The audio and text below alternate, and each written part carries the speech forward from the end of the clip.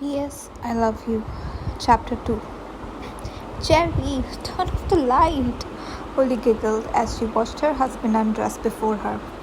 He danced around the room, performing a striptease, slowly unbuttoning his white cotton shirt with his long, slender fingers.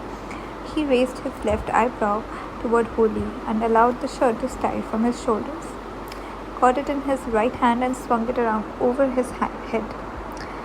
Holly giggled again. Turn off the light? And what? Miss all this? He grinned cheekily while flexing his muscles. He wasn't a vain man, but had much to be vain about, thought Holly. His body was strong and perfectly toned. His long legs were muscular from hours spent working out in the gym. He wasn't a very tall man, but he was tall enough to make Holly feel safe when he stood protectively beside her 5'5" body. Most of all, she loved that when she hugged him, her head would rest neatly just below his chin, where she could feel his breath lightly blowing her hair and tickling her head. Her heart leapt as he lowered his boxers, caught them on the tips of his toes and flung them at Holly, where they landed on her head. Well, at least it's darker under here anyway, she laughed. He always managed to make her laugh. When she came home tired and angry after work, he was always sympathetic and listened to her complain. They seldom fought, and when they did, it was over stupid things that made them laugh afterward. Like who had left the porch light on all day or who had forgotten to set the alarm at night. Jerry finished his striptease and dived into the bed. He snuggled up beside her, tucking his freezing cold feet beneath her legs to warm himself. Ah, Jerry, your feet are like ice cubes. Holly knew that this position meant he had no intention of budging an inch. Jerry, Holly's voice warned. Holly, he mimicked. Didn't you forget something? No, not that I remember, he answered cheekily. The light? Ah, yes, the light, he said sleepily and pretended to snore loudly. Jerry, I had to get out of the bed and do it last night, as I remember. Yeah, but you were just standing right beside the switch a second ago. Yes, just a second ago, he repeated sleepily. Holly sighed. She hated having to get back out of the bed when she was nice and snug, step onto the cold wooden floor and fumble around in the darkness on the way back to the bed. She tutted. I can't do it all the time, you know, Ho. Someday I might not be here, and what will you do? Get my new husband to do it? Holly huffed, trying her best to kick his feet away from hers. Ha! Or just remember to do it before I go into bed. Jerry snorted. Bad chance of that happening, my dear. I'll have to leave a message on the light switch for you before I go, just so you'll remember. How thoughtful of you, but I would rather just leave me your money. And a note on the control heating, he continued on. Ha ha. And on the milk carton. You're a funny man, Jerry. Oh, and on the windows so you don't open them and set the alarm off in the mornings. Hey, why don't you just leave me a list in your bill of things for me to do if you think I'll be so incompetent without you?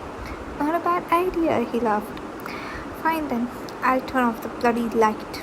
Holly grudgingly got out of bed, grimaced as she stepped onto the ice-cold floor and switched off the light. She held out her arms in the darkness and slowly began to find her way back onto the bed. Hello, Holly, did you get lost? Is there anybody out there? There! Jerry shouted out to the black room. Yes, I'm ouch! She yelped as she stubbed her toe against the bedpost. Shit, fuck, bastard, shit, crap! Jerry snorted and sniggered underneath the duvet. Number 2 on my list. Watch out for the bedpost. Oh, shut up, Jerry. Stop being so morbid. Holly snapped back at him, cradling her poor foot in her hand. Want me to kiss it better? He asked. No, it's okay, Holly replied sadly. If I could just put them here so I can warm. Ah, Jesus Christ, they're freezing. She had laughed. So that was how the joke about the list had come about. It was a silly and simple idea that was soon shared with their closest friends, Sharon and John McCarthy. It was John who had approached Holly in the school corridor when they were just 14 and muttered the famous words, "Me mate wants to know if you'd go with him." After days of endless discussion and emergency meetings with her friends, Holly eventually agreed. "Ah, go on, Holly," Sharon had urged. "He's such a right. And at least he doesn't have spots all over his face like John." How Holly envied Sharon right now. Sharon and John had married the same year as Holly and Jerry. Holly was the baby of the bunch at 23. The rest were 24. Some said she was too young and lectured her about how, at her age, she should be traveling the world and enjoying herself. Instead, Jerry and Holly traveled the world together. It made far more sense that way because when they weren't together, Holly just like she was missing.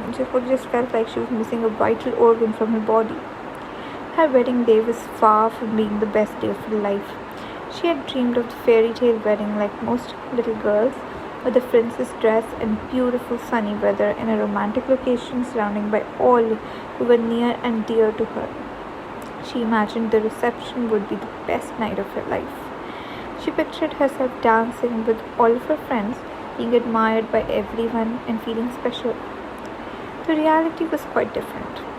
She woke up in her family home to screams of, "I can't find my tie," her father, "Her hair looks like shit," her mother, and the best of all, "I look like bloody Bill. There's no way I'm going to this bleeding wedding because like this, I'll be scarlet. Mom, look at the state of me. Holly can find another bridesmaid because I'm not bleeding going. Oi, Jack, give me back that freaking hairdryer. I'm not finished." That unforgettable statement was made by her younger sister, Kiara, who on a very regular basis threw tantrums and refused to leave the house, claiming she had nothing to wear, regardless of her bursting wardrobe. She was currently living somewhere in Australia with strangers, and the only communication this family had with her was an email every few weeks. Holly's family spent the rest of the morning trying to convince Kiara how she was the most beautiful woman in the world, all the while Holly silently dressed herself, feeling like shit. Kiara eventually agreed to leave the house when Holly's typically calm dad screamed at the top of his voice to everyone's amazement, "Kiara, this is Holly's bloody day, not yours, and you will go to the wedding and enjoy yourself. And when Holly walks downstairs, you will tell her how beautiful she looks. And I don't want to hear a peep out of you for the rest of the day." So when Holly walked downstairs, everyone oohed and ahed, while Kiara, appearing like a 10-year-old who had just been spanked, tearily looked up at her with a trembling lip and said, You look beautiful, Holly." All 7 of them squashed into the limo, Holly, her parents, her 3 brothers, and Kiara, and sat in terrified silence all the way to the church. The whole day seemed to be a blur to her now. She had barely had time to speak to Jerry, as they were both being pulled in opposite directions to meet great Aunt Betty from the back arch of nowhere, whom she hadn't seen since she was born, and Grand Uncle Toby from America, who had never been mentioned before but suddenly was a very important member of the family, and nobody told her it would be so tiring either. By the end of the night, Holly's cheeks were sore from smiling for photographs, and her feet were killing her from running around all day in very silly little shoes not designed for walking. She desperately wanted to join the large table of her friends, who had been howling with laughter all night, obviously enjoying themselves. Well, for some, she had thought, but as soon as Holly stepped into the honeymoon suite with Jerry, her worries of the day faded, and the point of it all became clear. Tears once again rolled down Holly's face, and she realized she had been daydreaming again. She sat frozen on the couch with her phone still off the hook beside her. The time just seemed to pass her by these days, without her knowing that time or even what day it was. She seemed to be living outside of her body, numb to everything but the pain in her heart, in her bones, in her head. She just wanted so tired. She was just so tired. Her stomach grumbled and she realized she couldn't remember the last time she'd eaten. Had it been yesterday? She shuffled into the kitchen wearing Jerry's dressing gown and her favorite pink Disco Diva slippers, which Jerry had bought her previous Christmas. She was his Disco Diva, he used to say. Always the first one on the dance floor, always last out of the club. Where was that girl now? She opened the fridge and stared in at the empty shelves. Just vegetable and yogurts, long past its sell-by date, leaving a horrible stench in the fridge. There was nothing to eat. She smiled weakly as she shook the milk carton, empty, third on his list. Christmas 2 years ago, Hoodie had gone shopping with Sharon for a dress for the annual ball they attended at the Burlington Hotel. Shopping with Sharon was always a dangerous outing, and John and Jerry had joked about how they would once again suffer through Christmas without any presents as a result of the girls' shopping sprees. But they weren't far wrong.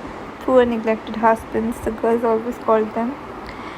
That Christmas, Hody had spent a disgraceful amount of money in Brown Thomas on the most beautiful white dress she had ever seen. Shit, Sharon, this will burn a huge hole in my pocket, Holly guiltily said, biting her lip and running her fingers over the soft material. Don't worry, Jerry can stitch it up for you, Sharon replied, followed by her infamous cackle. And stop calling me shit, Sharon, by the way. Every time we go shopping, you address me as that. If you're not careful, I must start taking offense. But buy the damn thing, Holly. It's Christmas after all, the season of giving and all that. God, you're so evil, Sharon. I'm never going shopping with you again. This is like half my month's wages. What am I going to do for the rest of the month? Holly, would she rather eat or look fab? Was it even worth thinking about? I'll take it, Holly said excitedly to the sales assistant. The dress was cut low, which showed off Holly's neat little chest perfectly, and it was split to the thigh, displaying her slim legs. Jerry hadn't been able to take his eyes off her. It wasn't because she looked so beautiful, however. He just couldn't understand how on earth that little slip of material had cost so much. Once at the ball, Miss Disco Diva overindulged in the alcoholic beverages and succeeded in destroying her dress by spilling red wine down her front. Holly tried but failed to hold back her tears, while the men at the table drunkenly informed their partners that number 54 on the list prevented you from drinking red wine while wearing an expensive white dress. It was then decided that milk was the preferred beverage, as it wouldn't be visible if spilled on expensive white dresses. Later, when Jerry knocked his pint over, causing it to dribble off the edge of the table onto Holly's lap, she tearily yet seriously announced to the table and some of the surrounding tables, row 55 of the list, never ever buy expensive white dress. And so it was agreed, and Sharon awoke from her coma from somewhere underneath the table to applaud and offer moral support. A toast was made after the startled waiter had delivered the tray full of glasses of milk to Holly and her profound addition to the list. I'm sorry about your expensive white dress, Holly, John had hiccuped before falling out of the taxi and dragging Sharon alongside him to their house. Was it possible that Jerry had kept his word and written a list for her before he died? She had spent every minute of every day with him up until his death, and he had never mentioned it. Nor had he mentioned any sign, nor had she noticed any signs of him writing one. No. Holly, pull yourself together and don't be stupid. She so desperately wanted him back that she was imagining all kinds of crazy things. He wouldn't have. Would he?